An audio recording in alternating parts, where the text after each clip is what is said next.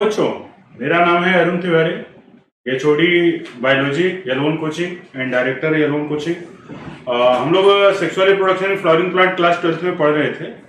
उसी को आज हम लोग कंटिन्यू करेंगे। आज लेक्चर नंबर 8 है जो हम लोग आज पढ़ेंगे।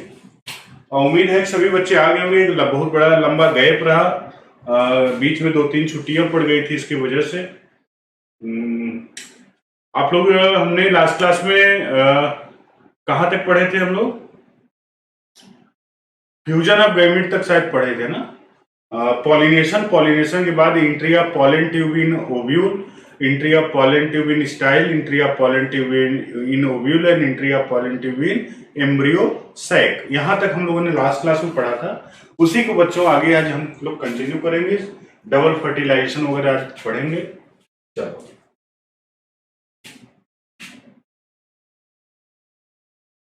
Double fertilisation. What is double fertilisation?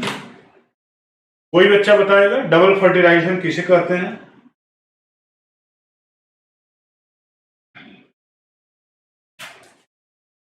Last class में हम लोगों ने पढ़ा था entry of pollen tube in embryosac. ध्यान से सुनिए सभी लोग। एम्ब्रियोसाइट के अंदर पॉलन ट्यूब जब इंटर करता है तो क्या होता है? तो बच्चों, जब पॉलन ट्यूब इंटर एम्ब्रियोसाइट के अंदर करता है, मैंने आपको बताया था एम्ब्रियोसाइट में 3 एंटीपोडल सेल होते हैं, 2 सिनर्जिक सेल होते हैं, एक एग सेल होता है। कहते हैं कि जब पॉलन ट्यूब एम्ब्रियोसाइट के अंदर इंटर करता है तब तक 3 एंटीपोडल सेल पूरी तरह से डिजेनरेट कर जाते हैं।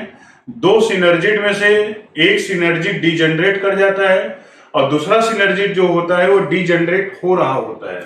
मतलब सेकंड जो सिनर्जिड होता है वो डिजेनरेटिंग सिनर्जिड होता है। और कहते हैं पॉलन ट्यूब इंटर इन एम्ब्रियोसाइट थ्रू डिजेनरेटिंग सिनर्जिड। वही जो डिजेनरेटिंग सिनर्जिड होता है उसी के थ्रू पॉलन ट्यूब एम्ब्रियोसाइट के अंदर घुसता है, इंटर करता है।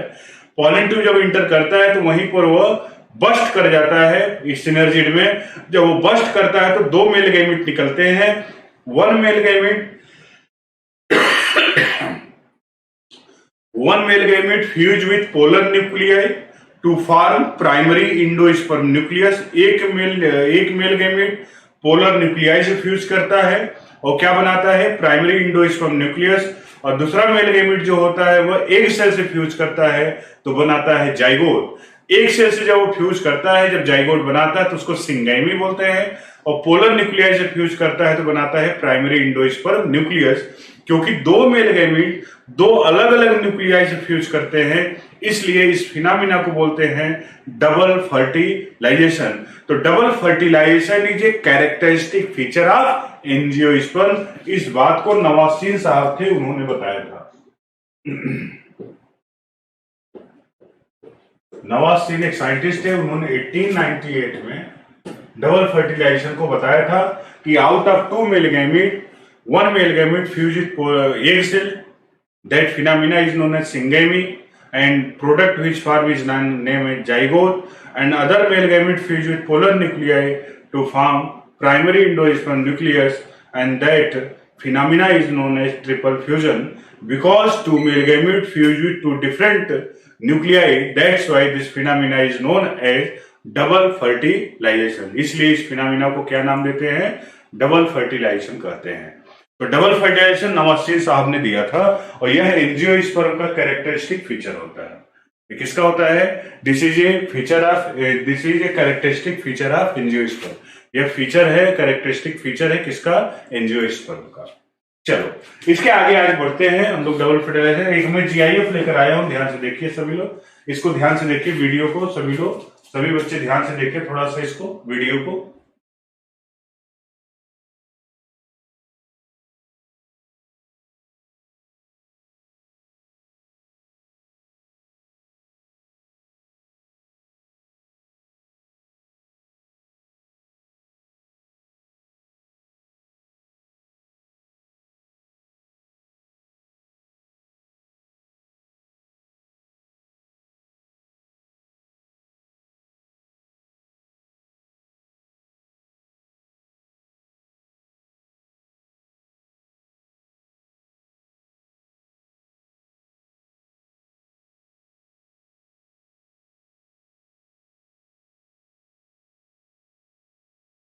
ये देखिए, ये देखो, पोलर ट्यूब न्यूक्लियस है, 2 मेल गैमेट है।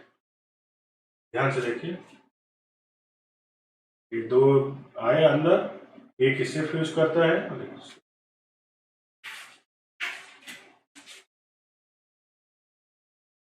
ये पॉलन ग्रेन है, यहां पर आए,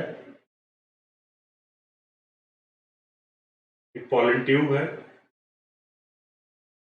ये देखो दो मेल गैमेट बना, ये ट्यूब न्यूक्लियस है, अंदर जा रहा है,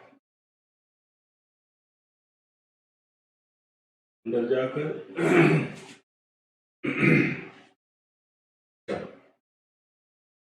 अब हम बात करते हैं पोस्ट फर्टिलाइजेशन के बाद क्या होता है ना।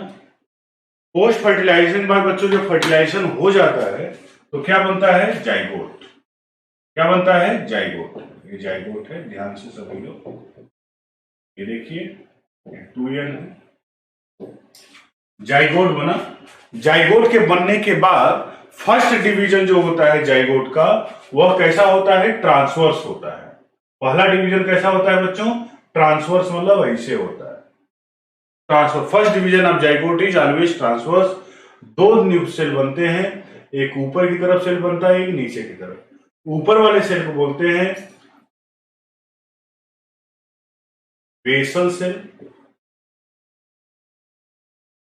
या इसी का दूसरा नाम है सस्पेंसर सेल। नीचे वाले सेल को बोलते हैं एपिकल सेल या एम्ब्रियोनल सेल। एपिकल सेल या एम्ब्रियोनल सेल, ये दो सेल बना। इसमें से पहला डिवीजन हुआ ट्रांसवर्स डिवीजन। ट्रांसवर्स डिवीजन पर दो सेल बना, ऊपर वाले सेल को बेसल सेल या सस्पेंसर सेल बोलते हैं, नीचे वाले को एपिकल सेल या एम्ब्रियोनल सेल बोलते हैं। लेकिन कहते हैं कि ज्यादातर एंजियोस्पर्म में फर्स्ट डिवीजन कैसा होता है, ट्रांसवर्स होता है। लेकिन कुछ ऐसे प्लांट हैं जहां पर पहला डिवीजन जाइगोट में बच्चों लॉन्गिट्यूडनल होता है, ऐसे होता है। First division of zygote is longitudinal. Example लिख लेना, सभी लोग लिख लो, फैमिली लोरेंथेसी। एक फैमिली होती है फैमिली लोरेंथेसी।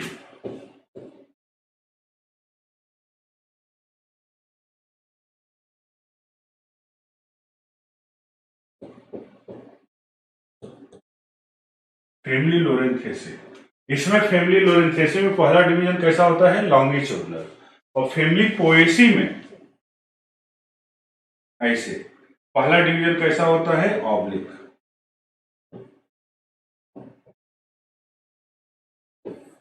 फर्स्ट डिवीजन कैसा होता है, ऑब्लिक। तो first division in Poaceae family is oblique. पहला डिवीजन पोएसी में कैसा होता है, ऑब्लिक होता है। लोरेंथेसी में पहला डिवीजन कैसा होता है, लॉन्गिट्यूडनल होता है। और ज्यादातर एंजियोस्पर्म में पहला डिवीजन कैसा होता है, ट्रांसवर्स होता है। ध्यान रखना क्योंकि दो जगह अलग होता है। एक तो होता है पोएसी फैमिली, जो अनाज वाली फैमिली होती है, उसमें पहला डिवीजन कैसा होता है, ऑब्लिक होता है। लोरेंथेसी में पहला डिवीजन लॉन्गिट्यूडनल होता है। But in majority of angiosperm, लेकिन इसके अलावा ज्यादातर एंजियोस्पर्म में पहला डिवीजन कैसा होता है, हॉरिजॉन्टल होता है, मतलब ऐसे होता है, ट्रांसवर्स डिवीजन होता है। और जब ट्रांसवर्स डिवीजन होता है, दो सेल बनते हैं, ऊपर वाले सेल को बेसल सेल या सस्पेंसर सेल बोलते हैं, नीचे वाले सेल को एपिकल सेल या एम्ब्रियोनल सेल बोलते हैं। कहते हैं सर ऊपर कैसे बेसल, बेस तो नीचे होता है। तो बेटा बेस किधर है या डिपेंड करता है कुछ स्ट्रक्चर, वह स्ट्रक्चर अपने सबस्ट्रेट से किधर से अटैच है। अगर वह नीचे से अटैच है तो नीचे बेस होगा, ऊपर से अटैच है तो ऊपर बेस होगा। तो बेस किधर है इस पर डिपेंड करता है किस साइड से वो अटैच है। अगर सरफेस से उसका सरफेस नीचे है तो उसको बेस उसका नीचे होगा, अगर उसका सरफेस ऊपर है तो उसका बेस ऊपर होगा। तो बेसल सेल या सस्पेंसर सेल, एपिकल सेल या एम्ब्रियोनल सेल, इसको नोट कर लीजिए सभी लोग। तो इन majority of angiosperm first division of zygote is, पहला डिवीजन जाइगोट का कैसा होता है, हॉरिजॉन्टल होता है, ट्रांसवर्स होता है। After first division cell which form towards upper side is known as basal cell या suspensor cell. Cell which form towards lower side is known as apical cell या embryonal cell. First division in zygote is longitudinal in family Lorenthesi, Loranthaceae family में पहला division जो होता है वो कैसा होता है, लॉन्गिट्यूडनल होता है, और पोएसी फैमिली में पहला डिवीजन कैसा होता है, ऑब्लिक होता है।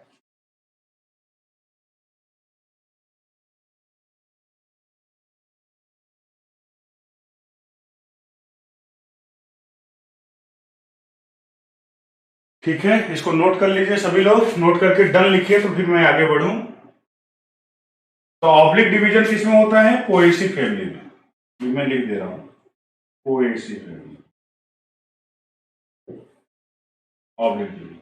लोरेंथेसी में पहला डिवीजन कैसे होता है, लॉन्गिट्यूडनल, लॉन्गिट्यूडनल। लेकिन ज्यादातर फैमिली में पहला डिवीजन कैसे होता है, ट्रांसवर्स, ज्यादातर फैमिली ट्रांसवर्स। चलिए, ज्यादातर फैमिली में जो पहला डिवीजन होता है, ज्यादातर फैमिली में पहला डिवीजन होता है वो कैसा होता है, ऑब्लिक, सॉरी ट्रांसवर्स।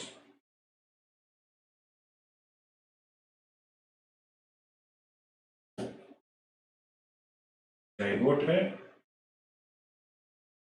पहला डिवीजन हुआ ऐसे, एक सेल बना, नीचे की तरफ बना, ऊपर वाले को बोलते हैं बेसल सेल या सस्पेंसर सेल। लिख लो इसको, साफ साफ लिखिए सभी लोग। नीचे वाले सेल को बोलते हैं एपिकल सेल या एम्ब्रियोनल सेल।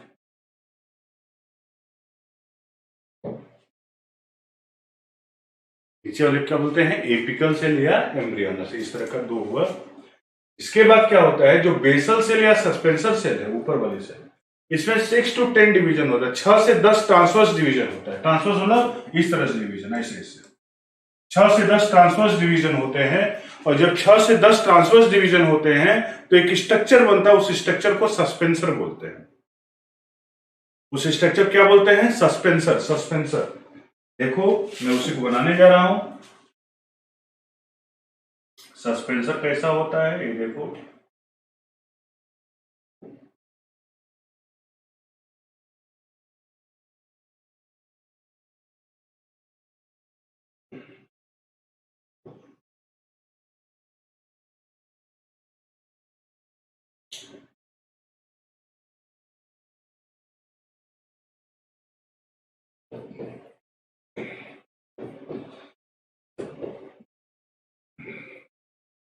ये हास्टोरियल सेल है और ये हाइपोफाइसिस है।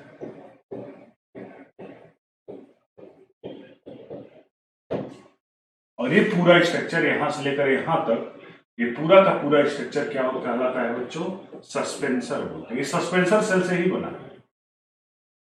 देखो कंप्लीट स्ट्रक्चर को क्या बोलते हैं, इसको यहां से यहां तक सस्पेंसर बोलते हैं। फर्स्ट सेल ऑफ सस्पेंसर को क्या बोलते हैं, haustorial cell. Last cell of suspensor क्या बोलते हैं, हाइपोफाइसिस। और ये पूरे स्ट्रक्चर को क्या नाम देते हैं, सस्पेंसर बोलते हैं, सस्पेंसर।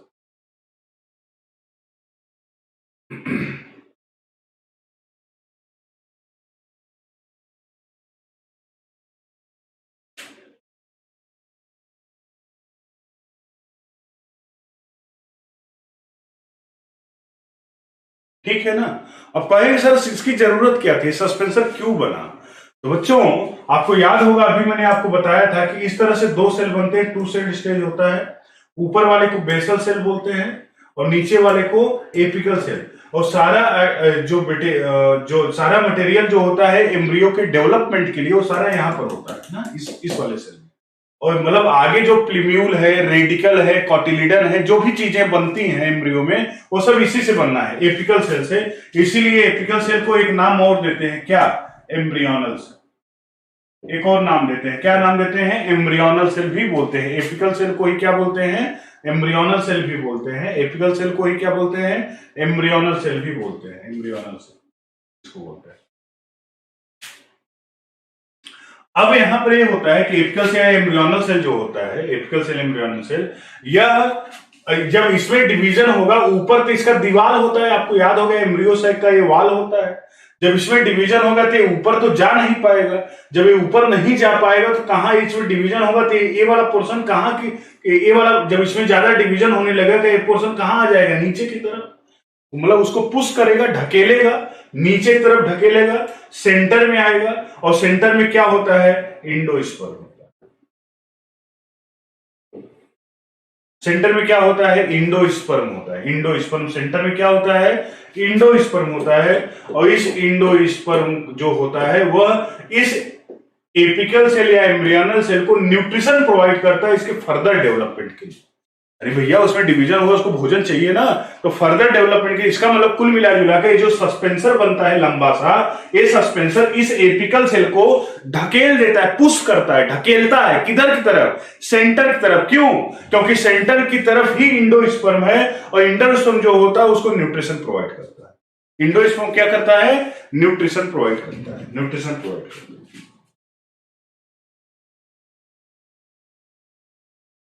समझ में आया कि नहीं इतनी बात? बोलिए।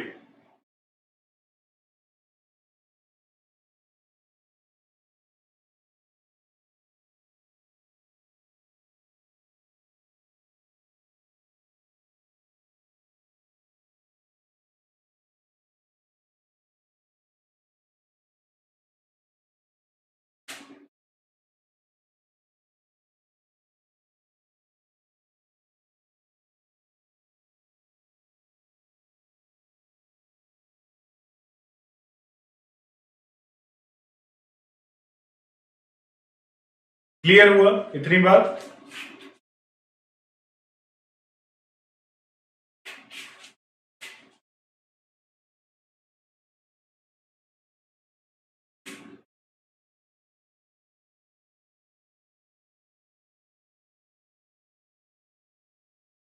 चलिए, तो ये हुआ। हाँ, अब ये जो हास्टोरियल सेल कहते हैं, first cell of suspensor is known है, क्या नाम देते हैं, हास्टोरियल सेल।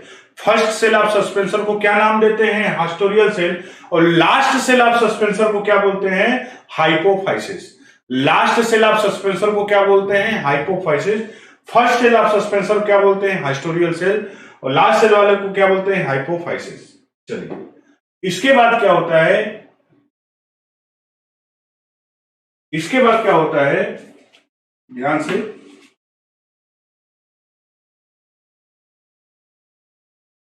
जो मैंने अभी तो बता दिया कि सस्पेंसर बना,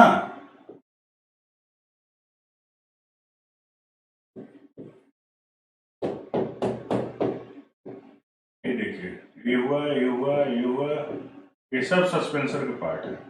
ये हाइपोफाइसिस हुआ, ये क्या है, हाइपोफाइसिस। ए क्या है, ए वाला, ए है एपिकल सेल है। ये क्या है बच्चों, एपिकल सेल। अभी जो एपिकल सेल है ना, इसमें दो वर्टिकल डिवीजन होगा। कैसा डिवीजन, वर्टिकल डिवीजन, ऐसे दो वर्टिकल डिवीजन होता है, ऐसे और ऐसे। पहला ऐसे डिवीजन होता है तो दो सेल बनता है, ऐसे डिवीजन होता है तो दो सेल बनता है, तो कितने सेल हुए, चार सेल।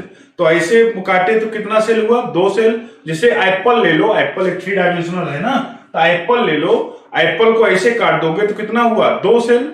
ऐसे काटोगे तो चार सेल, और ऐसे काट दो ऐसे तो कितना सेल हुआ, 8 सेल। तो टोटल कितना सेल हो जाएगा, 8 सेल। तो ये है 3 डायमेंशनल होगा, तो ऐसे काटे, ऐसे काटे, ऐसे काटे, 8 सेल काटने के बाद जो 4 सेल इधर की तरफ, मतलब हाइपोफाइसिस की तरफ बनेगा, वह 4 cell which present toward suspensor. 4 cell जो सस्पेंसर की तरफ होता है वह बनाता है बेसल पोर्शन ऑफ रेडिकल।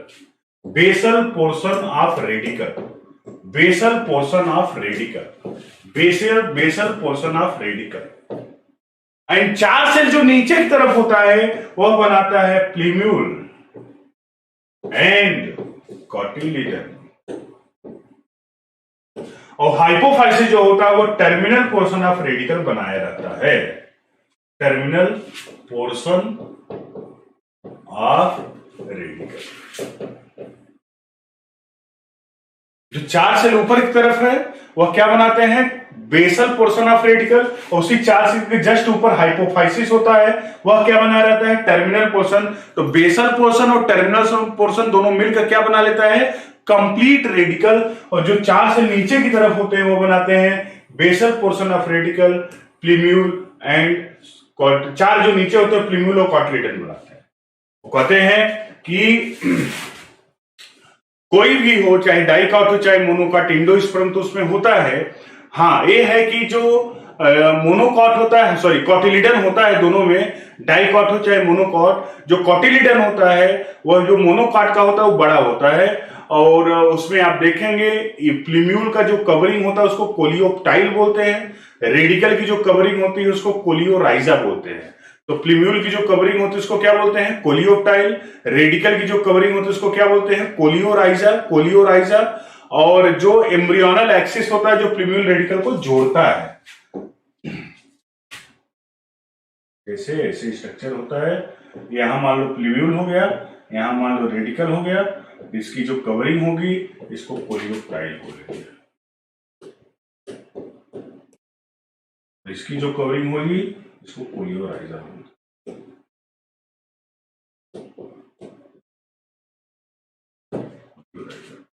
यह जो है क्या है, रेडिकल।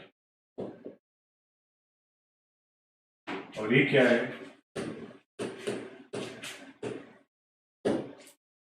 और ये जो इन दोनों को जोड़ता है इसको बोलते हैं एम्ब्रियोनल, या इसी को बोलते हैं डाइजेस्ट।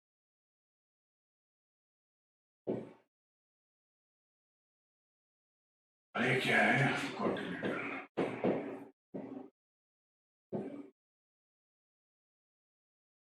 इतनी चीजें हैं।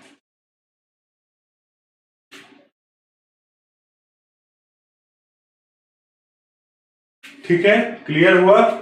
एम्ब्रियो डेवलपमेंट यही है। हाँ, जो हमने बताया था कि जो नीचे वाला सेल होता है एपिकल सेल, उसको ऐसे काटते हैं तो 2 सेल बनता है, ऐसे काटते हैं 4 सेल बनता है, ऐसे काटते हैं तो 4 ऊपर 4 नीचे, तो टोटल कितने सेल बन गए, 8। उसी को क्या नाम देते हैं, ऑक्टेंट स्टेज। क्या नाम देते हैं, ऑक्टेंट स्टेज।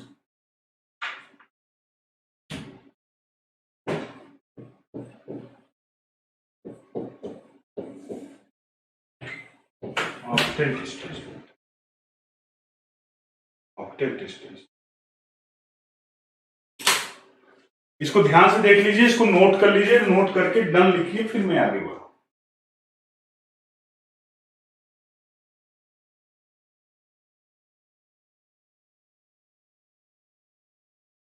जल्दी से।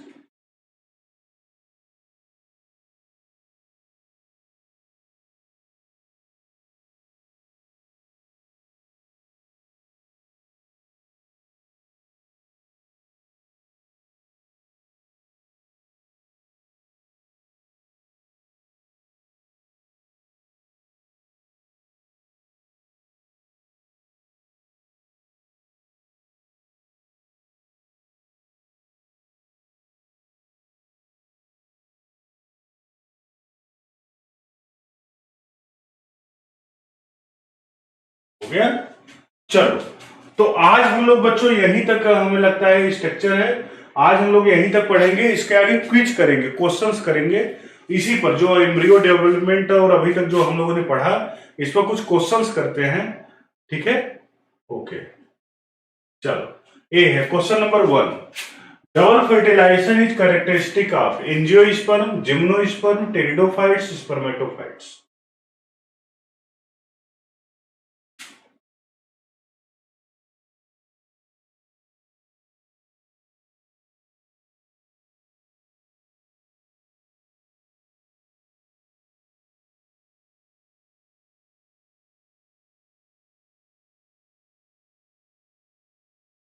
चलिए, फर्स्ट का ये आंसर, डबल फर्टिलाइजेशन एंजियोस्पर्म का कैरेक्टरिस्टिक फीचर है।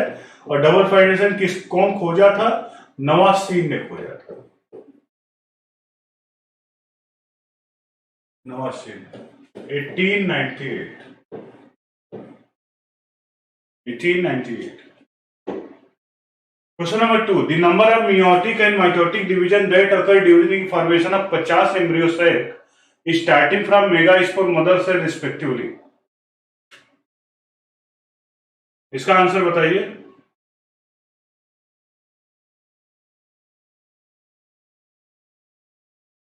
पचास एम्ब्रियो साइक चाहिए, तो 50 एक मेगा स्पोर से एक एम्ब्रियो साइक बनता है, 50 मेगा स्पोर चाहिए। आपको पता है एक मियोसिस से 4 मेगा स्पोर। पहले आंसर बताइए फिर मैं बताता हूं। क्वेश्चन नंबर 2 का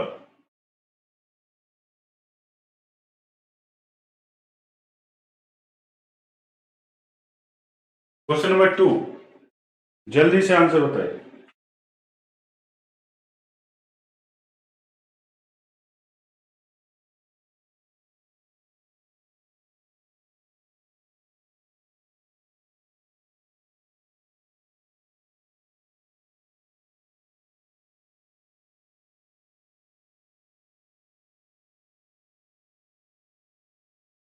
बिल्कुल 50 150 B answer. Question number 3 in double fertilisation the second male gamete fuse with secondary nucleus to form the secondary nucleus से जब डबल फ्यूज करता है तो क्या बनता है?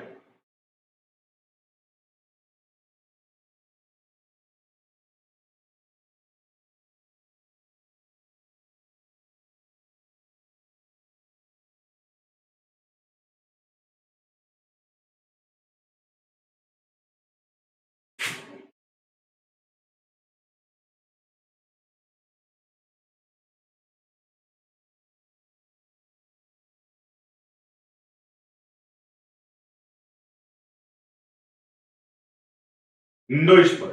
The fusion product of polar nuclei in male gamete is polar nuclei और mail gamete fuse करता है तो क्या बनता है product?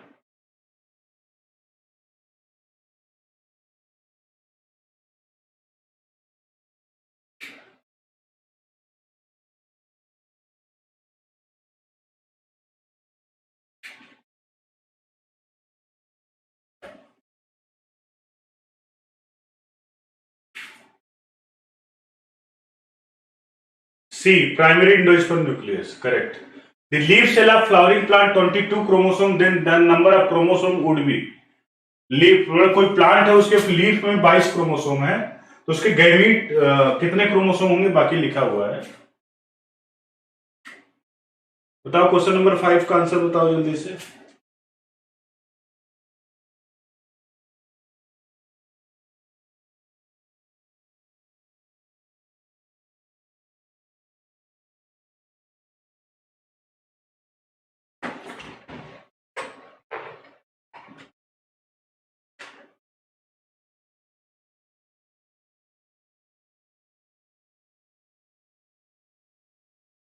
B question number 6 immature fertilized ovule N 2N 3N condition respectively are commonly found in antipodal cell। कौन सा option होगा क्वेश्चन नंबर 6 का?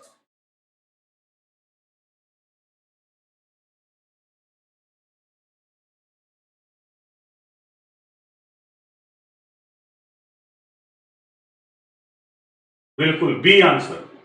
क्वेश्चन नंबर 7 सभी लोग आंसर दीजिए 6 का। सभी लोग का आंसर आ जाए तब आगे बढ़ूंगा।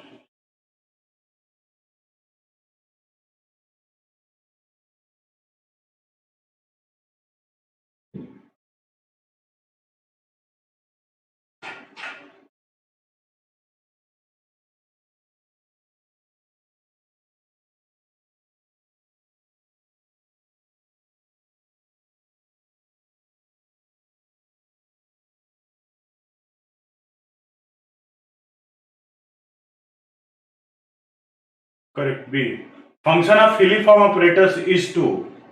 क्वेश्चन नंबर 7 का आंसर।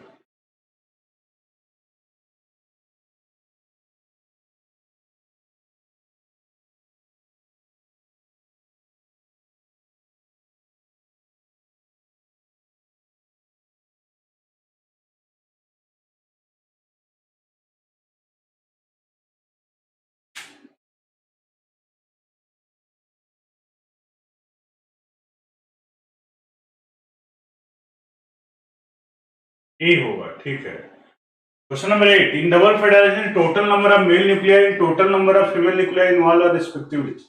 फीमेल न्यूक्लियाई कितने फ्यूज करते हैं, कितने इन्वॉल्व होते हैं, मेल कितने इन्वॉल्व होते हैं, बताओ। क्वेश्चन नंबर 8 का।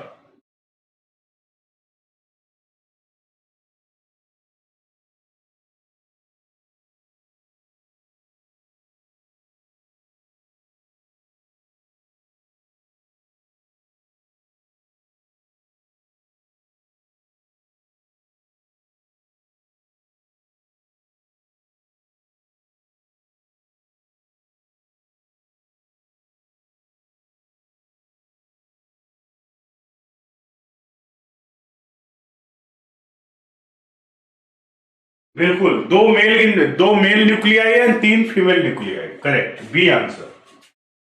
ये बताओ, following component are haploid, diploid and triploid. Which are the following groups show the correct sequence of ascending order of ploidy?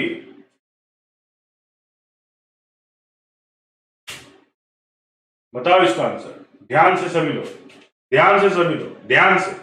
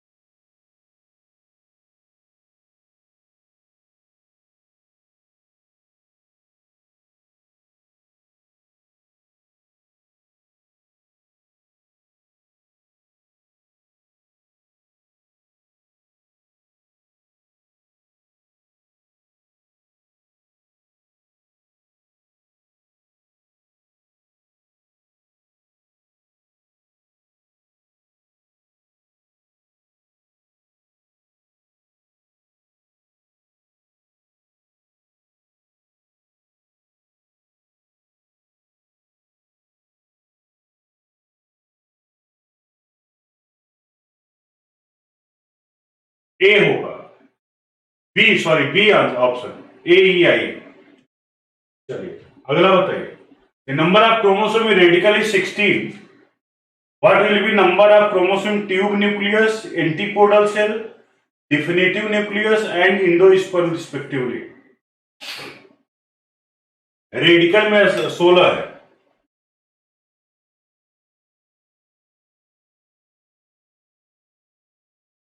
Tube nucleus में antipodal cell, definitive nucleus and endosperm. 10 का कौन सा answer? 10 का जल्दी से, केवल शंभू कुमार का आया है आंसर, डीपी का भी आया है ए। 11 का देखो, क्वेश्चन देखो ध्यान से सभी लोग। Female plant is diploid, male plant is tetraploid, find out the correct match.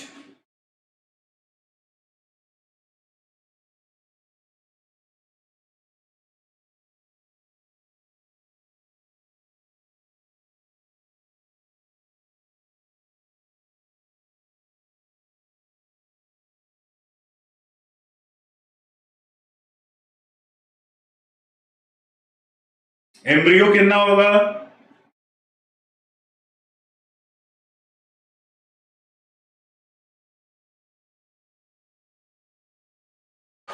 Eleven का ए। 12 को what is ploidy of perisperm?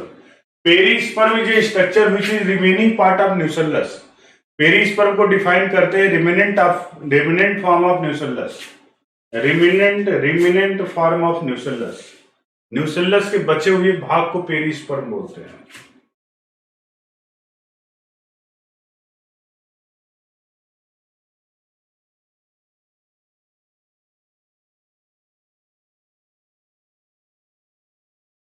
Nucellus जो प्लॉइडी हुई होगी डिप्लोटूयन होता है।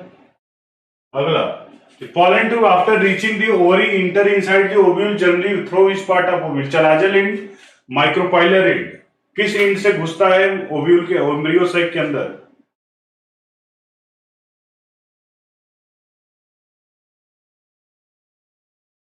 थर्टीन का बी सही है। 14 का in a fertilize ovule N, 2N, 3N conditions occur respectively in antipodal, nucellus and endosperm. Mega sperm, mother cell, nucellus and endosperm, egg, nucellus and microspore, endosperm, micropyle and egg.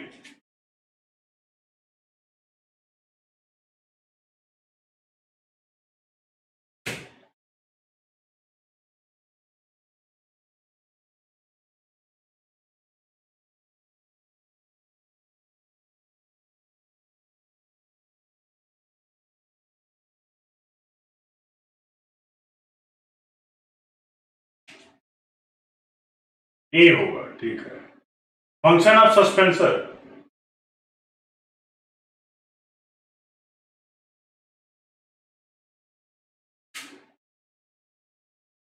Fifteen का, 15 का, question number 15 का।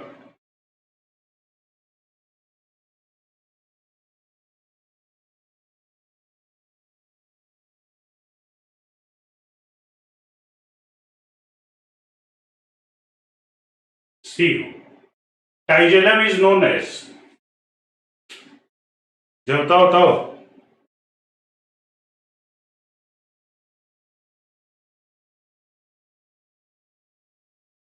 टाइजेलम is known as testa, tegmen, both A and B, main axis of embryo, main axis of embryo. चलो आज की class तो हमें यही खत्म करनी होगी। थोड़ी छोटी क्लास आज रहेगी, 10-15 मिनट पहले मैं छोड़ रहा हूँ, क्योंकि मैं जहां पर हूँ यहाँ लाइट नहीं है, आप देख भी रहे होंगे अंधेरा टाइप हुआ। तो अगली क्लास हम लोगों ने, जब अगली क्लास होगी तो उसमें हम लोग पढ़ेंगे Indo sperm development, embryo development पढ़े हैं, इंडो स्पर्म डेवलपमेंट। हमें लगता है 3 क्लास और चाहिए, 3 क्लास के बाद आपका जेनेटिक्स में स्टार्ट करूंगा। ठीक है बच्चों, तो आज की क्लास कैसी लगी आप जरूर बताइएगा कमेंट बॉक्स में जाकर।